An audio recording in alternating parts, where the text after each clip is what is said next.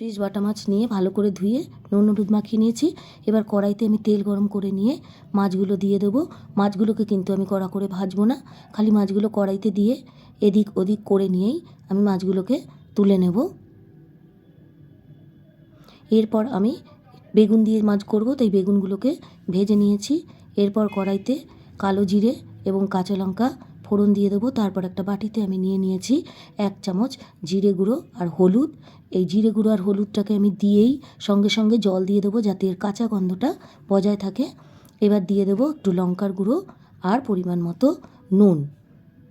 এবার ঝোলটা ফুটে উঠলে আমি মাছগুলো দিয়ে দেবো। মাছগুলো যখন একটু সিদ্ধ হয়ে যাবে আমি ভেজে রাখা বেগুনগুলো দিয়ে দেবো।